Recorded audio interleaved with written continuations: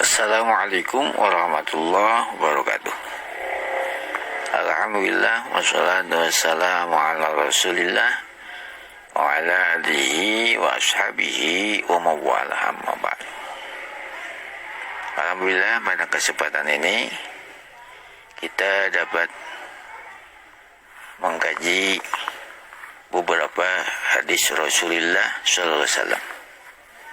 Pada kesempatan ini kita baca hadis nomor 16 dari riwayat Imam Bukhari. Bismillahirrahmanirrahim. An Anas radhiyallahu anin Nabi sallallahu alaihi wasallam. Hadis dari sahabat Anas radhiyallahu an, menerima dari baginda Rasulullah sallallahu alaihi wasallam. Qala, beliau bersabda, salasun, tiga perkara, man barang siapa, kunna, tiga perkara itu, fi ada pada diri orang tersebut, wajada, maka dia akan mendapatkan halawatal iman, manisnya iman. Jadi orang yang memiliki tiga perkara ini akan merasakan manisnya iman. Maksud manisnya iman adalah dia akan merasakan nikmat dalam beribadah, dalam beramal soleh, dan dalam bertakwa kepada Allah Subhanahu wa ta'ala. Apa saja tiga perkara itu? Ayakunallah wa rasuluh. Ayakunallahu wa rasuluhu, Allah dan Rasulnya, ahabba, lebih dicintai, ilaihi baginya, mimma siwahu, daripada selain keduanya. Allah dan Rasulnya lebih dicintai daripada yang lainnya. Allah nomor satu dalam kecintaan, dan Rasulullah nomor dua dalam kecintaan. Apabila ada orang yang memiliki kecintaan kepada Allah paling tinggi, dilanjutkan kecintaan kepada Rasulullah nomor dua setelah kecintaan kepada Allah, maka dia akan merasakan nikmatnya iman, nikmatnya beribadah, nikmatnya beramal soleh, dan nikmatnya bertakwa kepada Allah Subhanahu wa ta'ala. Bagaimana kalau kita ingin meningkatkan rasa kecintaan kepada Allah? Yang pertama, kita harus meyakini bahwa Allah betapa banyak memberikan nikmat kepada kita.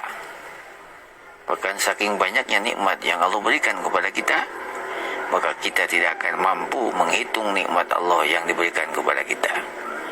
Sebagaimana firman Allah dalam surat An-Nahl ayat 18. A'udzubillahi minasyaitonir rajim. Bismillahirrahmanirrahim. Wa in ta'uddu ni'matallahi la tuhsuha. Dan jika kamu sekalian menghitung nikmat-nikmat Allah, maka kamu sekalian tidak akan mampu menghitung nikmat Allah itu. Bagaimana kita rasakan udara yang kita hirup, cahaya matahari yang kita rasakan menyinari setiap hari, dari pagi sampai sore, dan makhluk hidup yang ada di dunia dapat mengambil manfaat dari sinar matahari yang terang, juga dapat mengambil manfaat dari oksigen yang dihirupnya. Belum lagi kita diberi mata dan penglihatannya, diberi telinga dan pendengarannya, diberi hidung, ya, dan mampu mengetahui bau apapun yang ada di sekeliling kita. Diberikan kita lisan dengan dapat berkata-kata dan lain sebagainya.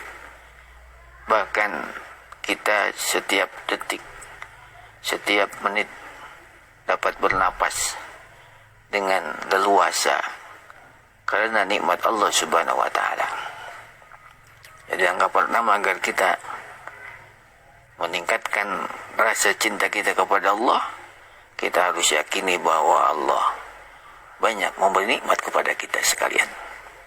Yang kedua, agar kita secara bertahap dapat meningkatkan kecintaan kita kepada Allah, meningkatkan kenikmatan kita dalam beribadah, dalam bertakwa, beramal soleh, banyaklah berzikir kepada Allah Subhanahu wa ta'ala.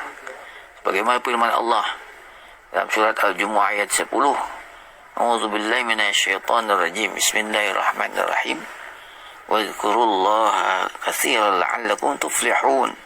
Dan berzikirlah kamu sekalian kepada Allah, pasti kamu sekalian akan mendapatkan kebahagiaan, mendapatkan kemenangan. Selanjutnya, agar kita senantiasa meningkatkan rasa nikmat ibadah kita, nikmat amal soleh, ketakwaan, dan kecintaan kepada Allah. Ulama-ulama sufi mengajarkan kita membaca doa, ilahi anta maksudi wa ridhaka matlubi antini muhabbataka wa ma'rifataka. Ilahi ya Allah Tuhanku, anta maksudi, engkaulah yang aku tuju, wa ridhaka matlubi, dan ridhamulah yang dicari, antini muhabbataka, berikanlah aku kecintaan kepadamu, wa ma'rifataka, dan makrifat kepadamu. Selanjutnya, bagaimana cara kita menjadikan Rasulullah adalah yang kedua yang dicintai setelah Allah Subhanahu wa taala. Yang pertama, agar kita semakin meningkat kecintaan kepada Rasulullah sallallahu alaihi wasallam adalah meyakini bahwa Rasulullah merupakan sebab kita mendapat hidayah, taufik dari Allah Subhanahu wa taala. Kenapa kita sekarang menjadi seorang mukmin? Kenapa kita sekarang menjadi seorang muslim? Karena ada sebab, yaitu diutusnya Rasulullah sallallahu alaihi wasallam sebagai rasul ke muka bumi ini. Ya, walaupun secara hakikat bahwa yang memberikan hidayah dan taufik adalah Allah Subhanahu wa taala, tetapi Allah menjadikan sebab, yaitu diutusnya Rasulullah SAW dan para rasul yang lainnya. Sebagaimana firman Allah dalam surat Sabah ayat 28, A'udzubillahi minasyaitonirrajim. Bismillahirrahmanirrahim. Wa ma arsalnaka illa kafatan linnasi basyiran wa nadhira.